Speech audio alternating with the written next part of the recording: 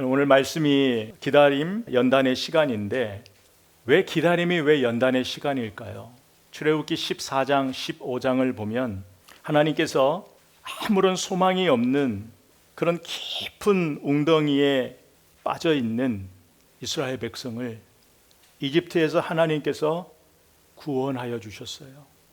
그래서 이제 그들은 약속의 땅을 향하여 행진하고 있었어요. 근데 그때 바로의 마음이 변해버린 거예요. 그래서 이집트의 최정예 군사들을 모아서 뒤쫓기를 시작했어요. 하나님의 전적인 은혜를 경험하고 이스라엘 백성이 위기를 맞은 거예요.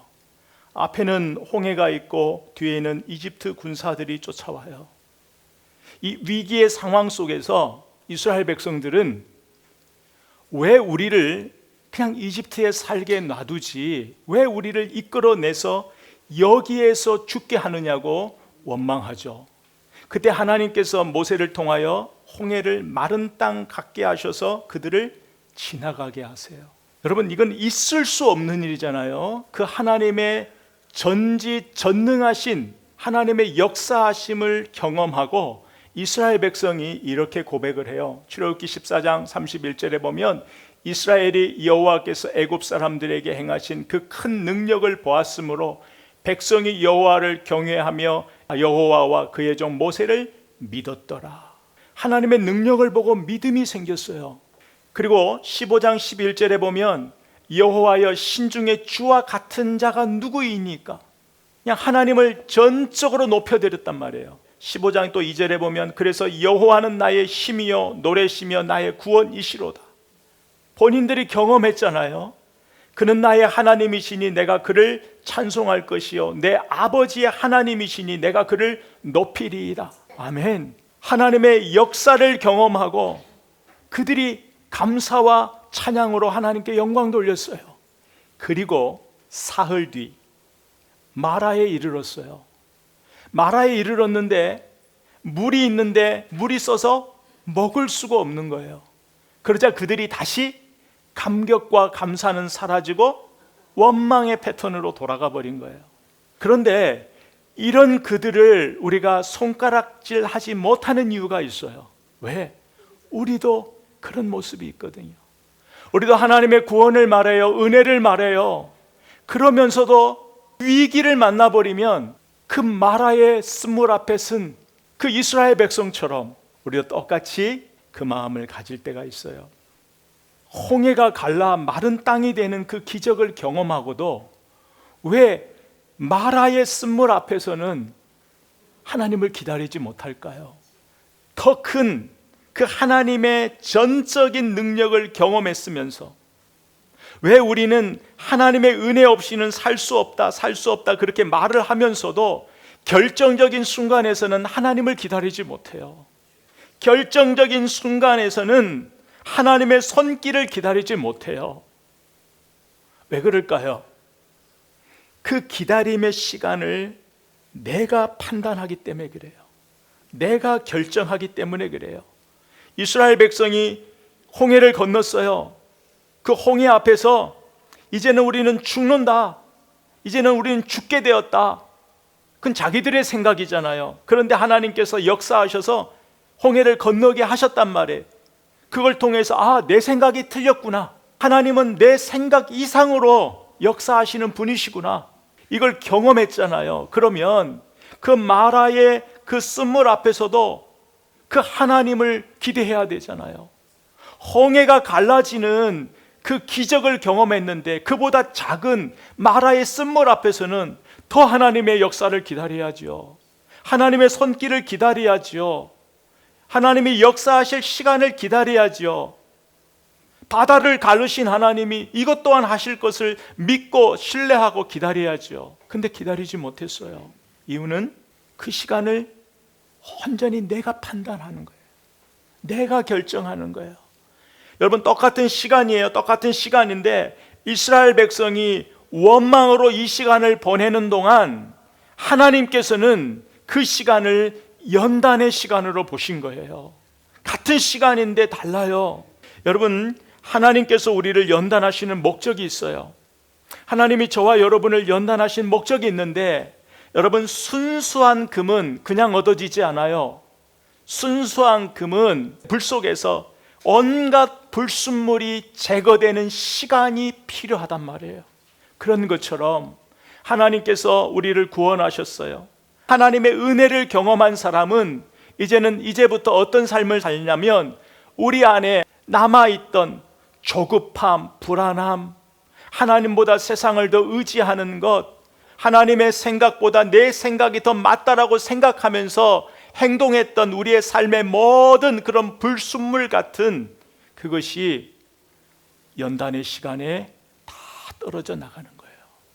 그래서 그 시간 동안에 조급하고 불안했던 내가 이제는 그 같은 상황에서 하나님만 의지하고 하나님만 바라볼 수 있는 사람으로 하나님이 우리를 만들어 가시는데, 그 만들어 가시는 그 과정이 뭐냐면 연단의 시간이라는 거예요.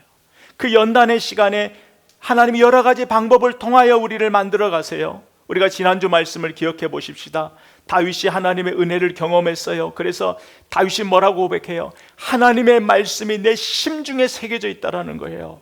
그래서 이제부터는 나는 하나님 말씀에 순종하며 살겠다라는 거예요. 여러분, 얼마나 감사할 일이에요. 그런데 다윗 앞에 펼쳐진 현실은 달라요. 현실은 다윗의 생각과 달라요. 12절의 말씀에 보면 수많은 재앙이 나를 포위하고 있는 거예요. 이스라엘 백성이 이제 약속의 땅에 감기만 하면 된다라고 생각했는데 홍해가 있을 줄 어떻게 알았어요? 바로가 마음을 바꿔 추격할 줄 누가 알았어요? 여러분, 은혜 뒤에 찾아오는 위기가 있어요. 은혜 뒤에 찾아오는 위기를 우리가 어떻게 이해해야 되는가? 이건 신앙생활에 굉장히 중요해요. 그래서 다시 찾아온 위기, 시편 40절 말씀에 보면 깊은 웅덩이와 수렁에서, 기가 막힐 웅덩이와 수렁에서 하나님이 건져주셨는데 이제는 하나님이 다 된 줄 알았어요. 반석 위에 내 발을 두시고요, 견고하게 나를 가게 하셨어요. 걷게 하셨어요. 이제는 정말 내가 순종하며 하나님 앞에 꽃길만 걸을 것 같았는데 다윗에게 또다시 위기가 찾아왔어요. 또다시 위기가 찾아왔을 때에 우리는 항상 두 가지를 생각해야 돼요. 하나는 위기가 찾아올 때 우리의 시선이 중요해요. 12절에 보면 수많은 재앙이 나를 둘러싸고 나의 죄악이 나를 덮침으로. 다윗은 이제 되었다고 생각했는데 재앙을 만났어요. 여기서 재앙은 그냥 우리의 삶을 잠깐 마음을 흔들고 지나가는 수준이 아니라 내 삶을 파괴할 수 있는 강력한 힘을 가진 그 재앙이 하나가 아니란 말이에요. 나를 사방에서 조여오고 있다란 말이에요.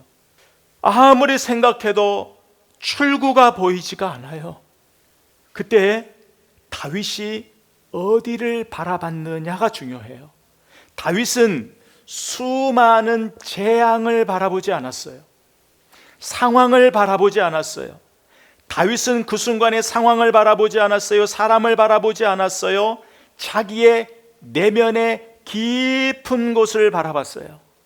자기 내면의 깊은 곳이 뭘까요? 만약에 이스라엘 백성 같았으면 하나님, 이럴 거면 나를 구해주지 마시지, 건져주시지 마시지, 은혜 주시지 마시지, 왜 하나님께서 나를 살려주신 후에 나에게 또 이런 위기를 주십니까? 이스라엘 백성처럼 충분히 원망의 아우성을 할 수 있어요. 14절 15절처럼 14절 15절에는 다윗을 비웃는 사람들이 나오거든요. 하나님, 저 나를 비웃는 사람들, 내가 잘못되기를 바라는 사람들, 나를 공격하는 사람들, 멱살을 잡고 다툴 수 있는 그런 상황이단 말이에요.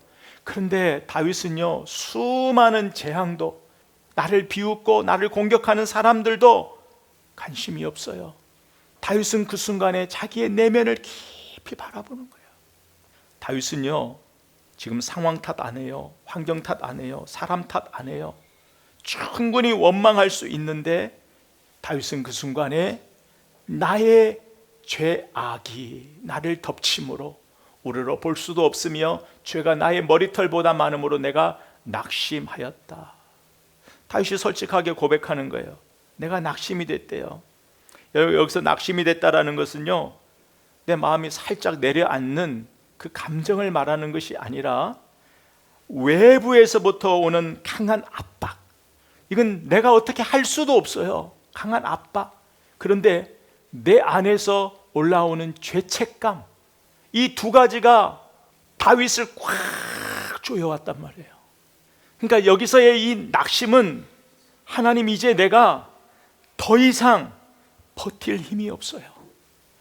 내 마음이 있어야 할 자리에서 이 압박감과 나의 이 죄책감이 내가 있어야 할 자리에서 내 마음을 이탈하게 만들고 있단 말이에요. 하나님, 내가 이제 순종하는 삶을 살겠어요 라고 고백했는데 위기를 만났어요. 위기 앞에 이 다윗이 마음이 낙심이 된단 말이에요. 낙심이 됐다라는 것은 이제 그 마음의 힘을 잃어가고 있어요. 여러분, 낙심의 마음은요, 하나님을 믿는 사람도 들고요, 하나님 안 믿는 사람도 들어요. 근데 지금 다윗이 말하는 이 낙심은 내가 이 낙심으로 인하여 내가 완전히 하나님을 떠나는 것을 말하는 것이 아니라, 이 낙심 때문에 나의 한계를 보고, 이 낙심 때문에 나의 연약한 믿음을 보고, 이 낙심 때문에 내가 하나님 한 분만을 더 온전하게 바라봅니다. 의지합니다. 이 위기가 내 마음을 낙심해서 하나님을 기대하는 마음으로 전환시켜줬다라는 이야기를 지금 하고 있어요. 여러분, 오늘 아침에 우리 말씀이 욥기에, 오늘 욥기가 35, 36, 37장 말씀인데, 욥이요 하나님의 은혜를 받았어요. 그래서 하나님의 은혜 가운데 풍요를 누리고 살아요. 아무런 걱정과 근심, 염려가 없어요. 하나님께 인정을 받았다고요. 그런데 욥의 삶에 위기가 왔어요. 처음에는 주신 이도 여호와시요 거두시는 이도 여호와십니다. 그런데 점점 시간이 길어져요. 하나님의 도움의 손길에 그 기다림의 시간이 길어지자 욥의 마음이 무너지기를 시작하는 거예요. 여러분, 기다리는 건 참 어려워요. 지난 한 주 우리가 욥기를 요즘 보잖아요. 아침에요. 욥의 마음, 또 말씀 준비하다 보니까 다윗의 마음, 제 마음이 같은 공간에 있어요. 여러분, 시대는 다른데 같은 공간이 있어요. 왜? 서로 공감할 수 있는 일들이 있으니까 같은 공간에 있어요. 여러분, 은혜 뒤에 찾아오는 위기는 우리의 마음에 낙심을 줘요. 혼란스럽게 해요. 그런데 욥도 다윗도요, 그 낙심의 자리에서 점점 어디로 가요? 하나님께 가요. 여러분, 무엇을 통해 알 수 있을까요? 다윗이 탓하는 기도를 안 해요. 탓하는 기도를 않는다라는 것은 이 모든 문제를 누구에게로 가지고 가요? 하나님께로 가지고 가서 지금 하나님하고 이 관계를 풀어가고 있다라는 거예요. 그리고요, 사람들은 하나님께 맡겨버리는 거예요. 하나님, 나를 비웃는 사람들, 나를 조롱하는 사람들, 나를 헤아려 하는 사람들은요, 하나님 공의에 맡길게요. 하나님이 알아서 판단해 주세요. 그리고 온전히 자기와 하나님만을 집중해요. 여러분, 우리가 주일에 예배를 드리면 이 예배 가운데 주시는 은혜가 있어요. 말씀 가운데 주시는 은혜가 있어요. 그러면서 우리가 하나님을 위해 삶을 살기로 결단하며 나아가요. 홍해를 걷는 것 같아요. 그런데 사흘 뒤에 마라를 만나요. 마라의 쓴물을 만난다고요. 또다시 찾아오는 목마름, 압박감, 분명히 우리의 삶을 흔들어요. 낙심을 줘요. 근데 하나님의 은혜를 경험한 사람은 그 다음이 다르다고요. 하나님의 은혜를 경험한 사람은 그 다음이 이 모든 문제를 하나님하고 풀어가요.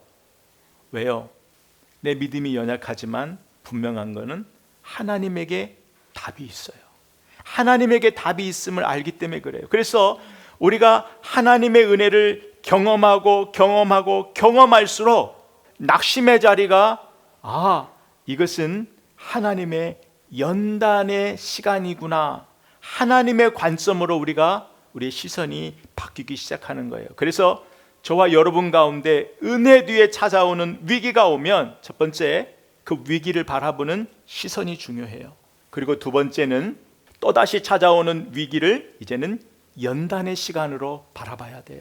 여러분, 우리에게 찾아오는 위기는요, 우리의 믿음이 없어서만이 아니에요. 우리의 어떤 죄의 결과여서만이 아니에요. 물론 모든 위기는 우리의 믿음의 연약함과 죄의 결과일 수 있어요. 그런데 저는 여기서 말하는 인과응보의 개념에서 생각하지 말라는 거예요.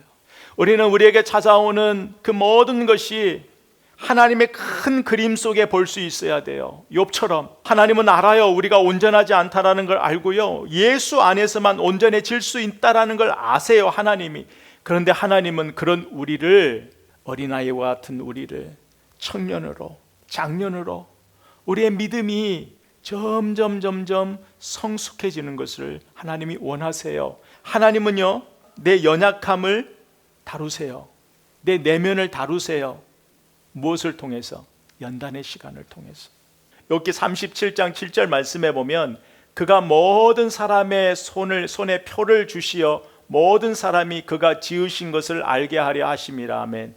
이걸 새 번역에 보면 눈이나 비가 내리면 사람들은 하던 일을 멈추고 하나님이 하시는 일을 봅니다 라고 되어 있어요. 새 번역이 조금 우리가 이해가 좋은데, 여러분, 하나님은요 우리에게 때로는요 위기를 주세요. 고난을 주셔서 우리의 손을 멈추게 하실 때가 있어요. 근데 여기서 멈춘다라는 건 중단이 아니에요. 기다림이에요. 그 기다림은 하나님을 알아가는 시간이에요. 저와 여러분의 기다림의 시간은, 연단의 시간은 멈추어 있는 그런 시간이 아니라 하나님을 알아가는 시간이에요. 내 힘으로 사는 것이 아니라 하나님의 힘으로 산다라는 걸 하나님이 알게 하시는 거예요. 내가 너를 먹이고 돌보고 책임진다라는 것을 생각할 시간을 주시는 거예요. 언제요? 우리를 멈추게 하셔서. 위기를 만나면 우리는 멈춰요. 그게 우리 인간이에요. 멈춘다고요. 근데 그 멈춤이 하나님의 사람에게, 은혜를 경험한 사람은 거기서 누구를? 하나님을 생각한다고요. 나에게 하나님이 누구신가를 생각하는 거예요. 그래서 이것은 재앙이 아니라 하나님이 우리에게 다가오는 시간이에요. 거기에 은혜가 빠져버리면 자책만 남아요. 자책은 은혜의 길이 아니에요. 자책은 절망의 길이에요. 여러분, 같은 상황이지만 자책하면 절망으로 가지만 자책이 아니라 그 위기 속에 뭔가 하나님의 뜻이 있다라고 하나님을 바라보는 사람은 그게 은혜의 길이 되는 거예요. 여러분, 저도 모든 것이 다 이해돼서 하나님을 믿는 것 아니에요. 저도 하나님이 이해가 되지 않을 때가 있어요. 그런데 이해가 되지 않지만 분명한 것은 하나님이 나에 대한 생각이 있다, 계획이 있다. 무엇보다도 하나님이 나를 사랑하신다. 이건 변하지 않거든요. 이 변하지 않는 이 믿음이 이해되지 않는 상황을 기다리게 하는 거예요. 그 이해되지 않는 상황 속에서도 그 하나님의 도우심을 기다릴 수 있단 말이에요. 그래서 그 모든 고난의 길을 통과한 욥이 고백하잖아요. 내가 이제까지는 하나님을 귀로만 들었는데 이제 비로소 하나님을 눈으로 배움나이다. 이 고백을 하게 되는 거예요. 때는 우리가 인생을 살다 보면 암흑과 같은 그 어두움이, 먹구름이 우리 인생에 들어올 때가 있어요. 그때 생각해야 돼요. 여러분, 진짜 영적 위기는 하나님을 생각하지 않는 거예요. 하나님을 찾아야 할 때 하나님을 찾지 않는 거예요. 오늘 말씀의 욥기를 또 하나 예를 한번 들어볼까요? 욥기 35장에 보면, 35장은 엘리후가 욥에게 물어보는 질문이에요. 뭐라고 질문할까요? 욥기 35장의 엘리후의 질문은 이거예요. 사람이 왜 하나님을 찾는 줄 아느냐? 고통을 제거하기 위해서 찾지 진짜 하나님 한 분만을 찾지 않는다. 사람이 하나님을 경외해서 찾는 게 아니라 사람이 하나님을 찾는 것은 문제 해결을 받기 위하여 찾지 진짜 하나님 한 분만을 경외해서 찾느냐? 그렇지 않다. 엘리후가 그렇게 얘기하는 거예요. 근데 이 말씀이 참 마음에 이렇게 훅 찔림으로 다가오는 거예요. 여러분, 항상 우리는 믿음이 있다고 하면서 위기를 만나면 그 위기, 문제에 집중해요. 근데 하나님은 문제에 집중하지 않아요. 그 시간을 지나고 있는 우리를 와치하는 거예요. 우리를 감찰하는 거예요. 우리의 마음의 중심을 보시는 거예요. 왜? 하나님은 그 위기가 문제가 되지 않기 때문에. 여러분, 또다시 찾아오는 그 위기를 연단의 시간으로 보는 사람은요, 무엇을 준비할까요? 은혜를 경험한 사람은 또다시 나한테 위기가 올 수 있다, 그 위기를 준비해요. 근데 여기서 준비한다라는 것은 나의 한계를 인정하는 거예요. 위기가 오면 나는 무너질 건데, 위기가 오면 나는 견디지 못할 건데, 내 한계를 보는 거예요. 내 한계를 보면서 그런 증상이 보이면 어디로 가요? 하나님께 달라붙는 거예요. 하나님 속으로 가요. 그런 징조만 보이면 나는 하나님이 있지, 나는 하나님을 의지할 거야. 이게 마음의 준비라고요. 이걸 위해서 우리가 기도하고 말씀 보는 거예요. 그래서 연단의 시간은요, 낙심에서 확신으로 가는 하나님의 시간이에요. 이건 은혜를 받은 사람만이 이 비밀을 알 수 있어요. 그래서 다윗이 11절에 보면 여호와여 주의 긍휼을 내게서 거두지 마시고 주의 인자와 진리로 나를 항상 보호하소서. 여호와여 은총을 베푸사 나를 구원하소서. 여호와여 속히 나를 도우소서. 이게 다윗의 위기를 대처하는 방법이었어요. 여러분, 기가 막힐 웅덩이에서 구원을 경험했지요. 다윗이 그 상황이 오면 다윗은 항상 하나님의 은혜를 구할 준비가 되어 있는 사람이에요. 여러분, 연단은요, 가뭄과 같은 거예요. 여러분, 가뭄이 깊어질수록 나무는 뿌리를 깊게 내려요. 그것처럼 은혜를 경험한 사람에게 위기는요, 그 시간에 어디에? 내 마음에 하나님의 말씀의 뿌리를 깊게 내려요. 은혜를 경험한 사람은. 왜? 말씀의 능력을 알기 때문에 그래요. 근데 우리가 주님의 은혜를 경험하지 못했을 때를 생각해 봐요. 잦은 바람에도 그냥 내 힘 의지하는 거예요. 세상의 힘 의지하는 거예요. 근데 진짜 은혜를 경험한 사람은 무슨 일만 있으면 마치 아이가 조금만 당황스럽고 조금만 낯설으면 그냥 엄마 뒤로 숨어버리잖아요. 엄마 품에 안기잖아요. 그런 것처럼 여러분, 2절에 우리가 기가 막힐 웅덩이와 수렁에서 하나님이 다윗을 건져내 주셨어요. 그때를 생각해 보자고요. 그때 기도는요, 하나님 여기서 구해주세요. 이 기가 막힐 웅덩이와 수렁에서 구해주세요. 이거 외에는 없어요. 그런데요, 거기서 구원을 받았어요. 은혜를 받았어요. 은혜를 받은 뒤에 위기를 만났어요. 기도가 달라요. 다윗이 은혜를 경험하고는 지금 무엇을 봐요? 주의 긍휼과 인자와 진리와 구원. 이게 뭐야? 하나님의 성품이에요. 하나님의 성품을 바라본다고요. 그 하나님을 붙들고 그 하나님을 확신하고 기도하는 거예요. 여러분, 우리가 이게 참 중요해요. 다윗은요, 그곳에서요, 하나님의 뜻을 지금 기다리는 거예요. 하나님의 은혜를 맛봤거든요. 하나님의 일하심을 봤거든요. 그러면 그 다음에는 달라지는 거예요. 다윗처럼요. 다윗은요, 그 순간에 무조건 이 문제를 해결해 달라, 여기에 집중하지 않아요. 하나님을 구해요. 하나님의 지금 내 위기의 현장에 하나님이 오셔달라는 거예요. 긍휼의 하나님, 인자의 하나님, 진리의 하나님, 구원의 하나님이 오셔서 이 위기를 바꿔달라는 거예요. 이 위기를 승리로 역전시켜 달라고 이야기하는 거예요. 이게 믿음의 기도지요. 욥기서 36장 15절에 보니까요, 하나님은 공고한 자를 그 공고에서 구원하시고 학대 당할 즈음에 그의 귀를 여시나니. 아멘. 여러분, 고난은요, 위기는요, 우리가 듣지 못했던 하나님의 말씀이 들려요.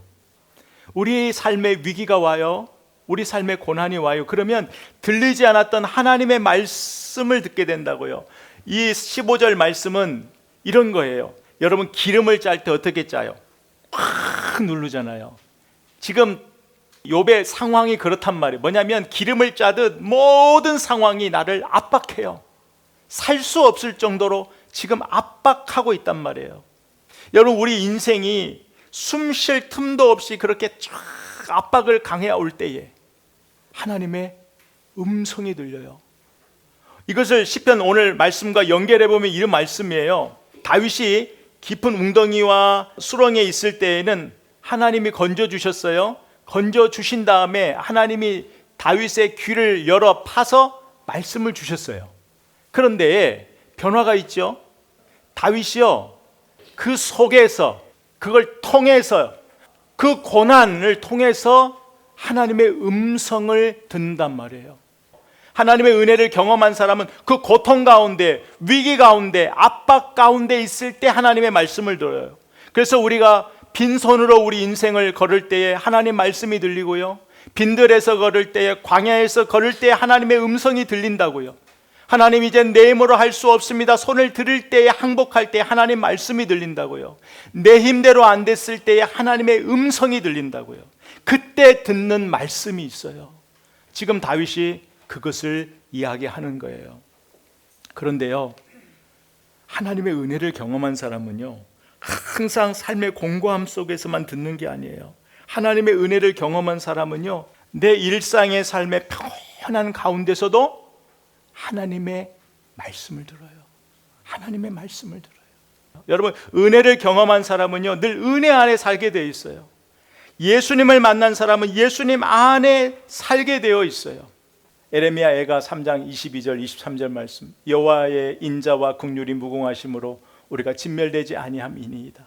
이것들이 아침마다 새로우니 주의 성실하심이 크도소이다. 아멘. 이 말씀을 풀어보면 이거예요. 나는 쓰러져도 하나님은 쓰러지지 않는단 말이에요.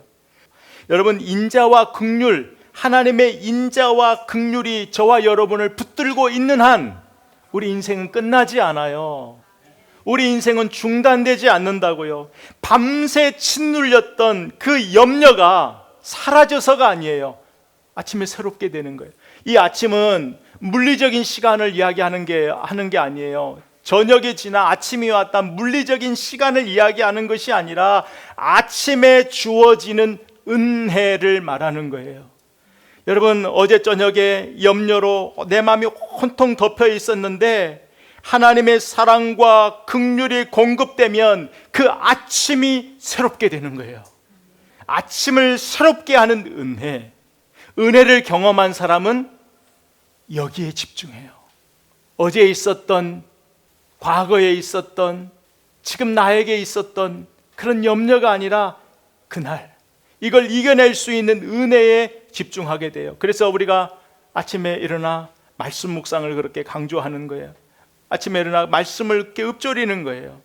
여러분, 하나님의 도움을 기다리는 시간은 우리 생각과 다를 수 있어요. 그런데 진짜 은혜를 경험한 사람은 불안해하지 않아요. 왜? 연단의 시간은 멈춤의 시간이 아니라 하나님의 일하심의 시간이에요. 우리가 보지 못해서 그러지 하나님의 일하심의 시간이에요. 오늘 말씀을 우리가 보면서 하나를 좀 마음에 새겼으면 좋겠어요. 여러분, 은혜 뒤에 찾아오는 위기를 우리는 어떻게 바라볼 것인가? 은혜를 경험한 사람은 은혜 뒤에 찾아오는 위기 앞에서도 은혜를 사모해요. 예수님을 경험한 사람은 또다시 나에게 위기가 찾아오면 예수님을 바라봐요. 예수님의 십자가를 바라봐요. 저와 여러분에게는 낙심이 올 때에 붙드는 말씀이 있어야 돼요. 마음에 심겨진 말씀이 있어야 돼요. 그 말씀의 능력이 우리를 살려내거든요. 여러분이 여러분의 은혜 뒤에 찾아오는 위기 속에 여러분 마음이 무너질 때 붙드는 말씀이 어떤 말씀이에요? 저에게는 로마서 8장 31절 말씀, 그런즉 이 일에 대하여 우리가 무슨 말하리요? 만약 하나님이 우리를 위하시면, 나를 위하시면 누가 우리를 대적하리요? 자기 아들을 아끼지 아니하시고 모든 사람을 위하여 내주신 이가 어찌 그 아들과 함께 우리에게 모든 것을 주시지 아니하겠느냐? 내가 확신하노니 사망이나 생명이나 천사들이나 권세들이나 현재일이나 장래일이나 능력이나 높음이나 깊음이나 다른 어떤 표전물이라도 우리를 우리 주 예수 그리스도 안에 있는 하나님의 사랑에서 끊을 수 없느니라. 아멘. 이 말씀, 저는 이 말씀만 다시 묵상하면 불뚝불뚝 일어나져요. 하나님이 내 편이신데, 예수 그리스도께서 십자가에서 죽으심으로 나에게 사랑을 보여주셨는데, 그 예수님이 계시는데, 그 예수님이 내 편이신데, 그러면 그 사랑 생각하면 낙심이 금방 힘이 생겨요. 은혜 뒤에 찾아오는 위기를 어떻게 바라볼 것인가? 여러분, 처음부터 연단으로 바라보는 사람 없어요. 낙심의 시간을 지나야 돼요. 원망의 시간도 지나야 돼요. 그러다 보면 우리 인생의 답은 오직 하나님밖에 없다. 그걸 알게 되는 거예요. 하나님은 그 고백을 기다리시는 거예요. 우리에게. 하나님께서 우리의 귀를 열어서 하나님이 우리에게 말씀해 주세요. 오늘도 말씀하시고 계속 하나님 우리에게 말씀하세요. 여러분이 은혜를 경험하고 위기가 오면 정직한 기도를 해야 돼요. 상황을 바라보지 마시고 사람 바라보지 마시고 정직한 기도. 다윗이 어떻게 정직하게 기도했어요? 하나님, 두렵습니다. 불안합니다. 낙심이 됩니다.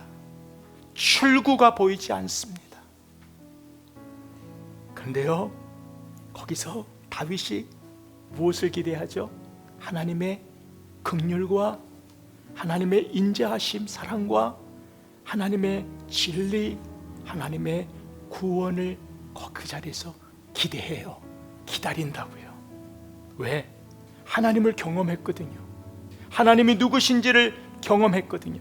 그래서 내 생각과 좀 다를지라도 나에 대한 하나님의 생각이 있다라는 그 신뢰, 그 믿음을 가지고 그 시간을 기다릴 수 있는 저와 여러분 되기를 바랍니다.